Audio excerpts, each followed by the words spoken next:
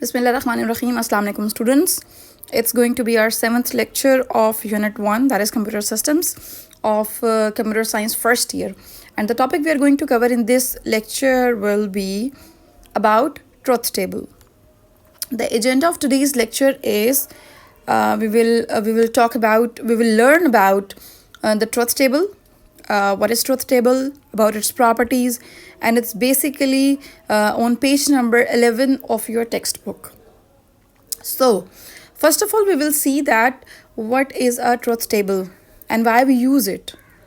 So let's have a look at what is a truth table. Truth table is basically used for the logic gates. It represents a Boolean function at the digital logic circuit in the tabular form. हम truth table क्यों use करते हैं? हम truth table इसलिए use करते हैं, या तो आप किसी भी इसको बूल फंक्शन भी कहते हैं या बुलियन फंक्शन भी कहते हैं. आप किसी भी बुलियन फंक्शन को रिप्रेजेंट करने के लिए या फिर किसी भी डिजिटल लॉजिक सर्किट को टेबल की फॉर्म में प्रेजेंट करने के लिए आप ट्रुथ टेबल यूज़ करते हैं. अब बुलियन फंक्शन क्या है? फंक्शन मैंने आपको प्रीवियस लेक्चर्स में भी समझाया था कि फंक्शंस बेसिकली क्या होते हैं, वो किस तरह से इनपुट लेते हैं, and after processing they will generate an output. If you guys will be having any problem, you may visit my previous lectures. The second one is it shows the output of, again, either that Boolean expression or the logic circuit. अब example जो हम and में discuss करेंगे that would be an Boolean expression, that would be a mathematical expression. So we will see that how we can construct a truth table of some mathematical expression. The third one is it includes all the possible combinations of inputs. And वो जो inputs होंगी वो आपकी हमेशा जो है वो 0 और 1 की फॉर्म में होंगी. 0 will represents logic 0 and 1 represents logic 1. 0 represents logic 0 are false and 1 represents logic 1 are true. So this is a very short overview about a truth table. Now we will see that what are the properties of a truth table. Very first one, because it's a table, so table हमेशा जो है वो rows and columns की form में होता है. So the first property is the truth table consists of rows and columns. The second one is it basically shows the input columns and output columns, and we can also say that it shows the relationship between the inputs and outputs. ठीक है? So the very first one is very easy. The truth table is having rows and columns. रोज़ जो होंगी वो horizontal once होंगी and हमारे पास जो vertical हैं वो हमारे पास कॉलम्स होंगे. ठीक है. The second one is the truth table having input columns and output columns, and it shows the relationship between the inputs and outputs. अब रिलेशनशिप हमें कैसे पता चलेगा? वो बेसिकली जिस तरह का हमने जो भी लॉजिक गेट यूज़ किया होगा हमने लॉजिक सर्किट में, उसके अकॉर्डिंगली जो है वो हमें रिलेशनशिप जो है वो पता चलेगा कि what is the relationship between inputs and outputs. तो जो रिलेशनशिप है वो बेसिकली डिफाइन होगा फ्रॉम दैट मैथमेटिकल एक्सप्रेशन. अच्छा, next thing is the inputs are always listed in the left columns. आपके जो लेफ़्ट कॉलम्स हैं, अगर 2 इनपुट्स हैं तो लेफ़्ट मोस्ट जो टू कॉलम्स हैं वो आपकी इनपुट्स होंगी. ठीक है.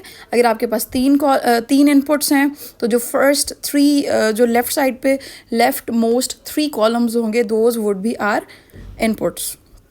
इसी तरह जो वर्किंग होगी, जो प्रोसेसिंग होगी, वो जो है वो हमारी मिडिल कॉलम्स में होगी. And the output would be always on the right most column. So output will be on the rightmost column, and the columns having bits are binary digits. अब ये तो बहुत ही obvious है कि truth table में हम हमेशा binary digits यूज़ करते हैं, either 1 or 0, and इसी 1 को जो है वो हम bit कहते हैं, या 0 को जो है 0 is just 1 bit and 1 is exactly 1 bit. तो या तो हम bits यूज़ करेंगे या फिर हम बाइनरी डिजिट्स यूज़ करेंगे। तो very simple, just quickly revise करते हैं कि हमारे पास प्रॉपर्टीज ऑफ ट्रुथ टेबल में क्या है कि they are having rows and column, they will be having inputs and outputs. Inputs जो होंगी वो लेफ्ट मोस्ट कॉलम्स में होंगी, working in the middle, and the output on the right most column. And output का आपके पास एक ही कॉलम होगा, that would be the right most. लेकिन इनपुट के कॉलम्स जो हैं वो आपके दो से ज़्यादा हो सकते हैं, इवन एक कॉलम भी हो सकता है, बिकॉज नॉट गेट के केस में हमारे पास जो इनपुट कॉलम है वो सिंपल एक ही होता है। ठीक है, तो इनपुट कॉलम एक भी हो सकता है, दो भी हो सकते हैं, तीन भी हो सकते हैं, ज़्यादा भी हो सकते हैं। और वर्किंग जो कॉलम्स हैं वो भी आपके पास ज़्यादा हो सकते हैं, मल्टीपल हो सकते हैं। बट आउटपुट कॉलम जो है that would B only single column, and वो आपका राइट मोस्ट कॉलम होगा। ठीक है, okay. Moving next, I have just pasted here a paragraph which I have taken from your textbook, and this is on page number 11 of your textbook. इसमें basically वही सारा कुछ explain किया हुआ है जो कि मैं अभी आपको एक्सप्लेन कर चुकी हूँ। बस एक ट्रुथ टेबल रह गया और नीचे एग्जाम्पल डिस्कस करने वाली रह गई है। Let's discuss that example. So moving next, we are having example में हमारे पास जो फंक्शन है वो है f is equals to x and y and z naught, और x and y and z, और x naught and y। अगर अब देखें, आपको लग रहा होगा कि बहुत कॉम्प्लिकेटेड सा फंक्शन है, but that's not very complicated. इस फंक्शन में अगर आप इसको 3 पार्ट्स में डिवाइड करें, इट मीन्स फर्स्ट पार्ट में you have to find x and y and z naught. फिर आप जो है वो फाइंड कर लें x and y and z, and then आप फाइंड आउट कर लें x नॉट एंड y। तो इट मीन्स आपके पास ये 3 पार्ट्स आ गए। अब आप तीनों का जो है वो और ले लेंगे तो you will be having the output column. So let's have a look at the truth table. As input columns, we are having 3 input columns x, y and z. मैंने आपको पहले ही बताया था कि जो फर्स्ट, अगर हमारे पास 3 इनपुट्स होती हैं तो आपकी जो फर्स्ट इनपुट कॉलम है उसमें आप 4 ज़ीरोज़ आएंगे, एंड देन लास्ट वाले 4 रोज़ में 4 1s आ जाएंगे। फिर जो आपकी नेक्स्ट इनपुट कॉलम है y, उसमें 2 zeros 2 1, then 2 zeros and 2 1s। ठीक है, एंड देन जो आपका थर्ड इनपुट कॉलम है दैट इज़ z, उसमें क्या होगा 0 1 0 1 0 1 and 0 1। So these are our input columns. ठीक है, now let's see what would be the working columns. Working columns में हमारे पास हमें x नॉट चाहिए एंड z नॉट चाहिए। x नॉट हमने ले लिया, हमने z नॉट ले लिया। इसी तरह जो वर्किंग में x नॉट बेसिकली क्या है, x का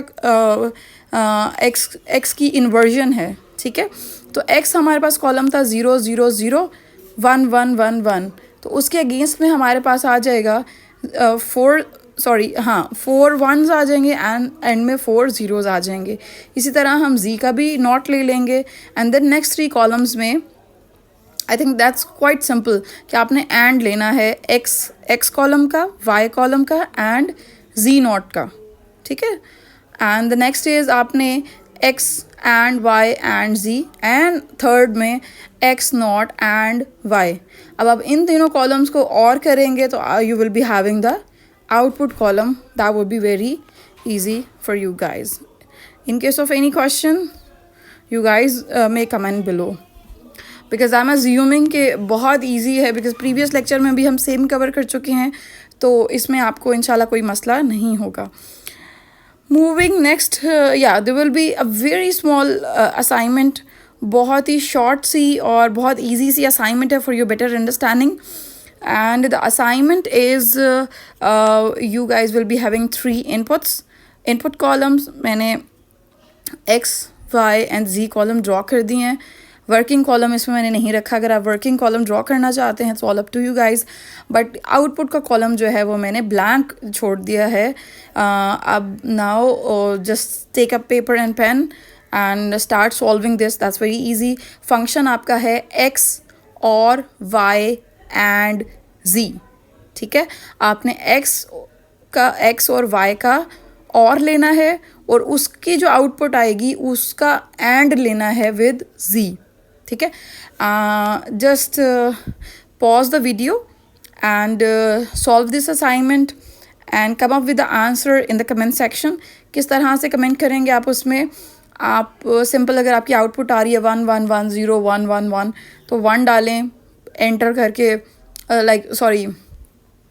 इसका कॉलम रिप्रेजेंटेशन में आप लोग बेसिकली या स्पेसेस दे के या जिस तरह से भी आप उसकी आउटपुट जो है वो कमेंट सेक्शन में मेंशन कर सकते हैं, ठीक है. सो विल सी कि how many of you will be having a much better understanding about the truth table. आप में से किस किस स्टूडेंट का जो है वो आंसर इसमें जो है वो करेक्ट आता है. So this was all about the truth table. And lastly, if you guys will be having any question, in case of any query, just feel free to ask or comment below in the comment section. In case of contact, the contact number, the email address is here. You guys may contact us. So stay tuned, keep learning, keep growing. We'll see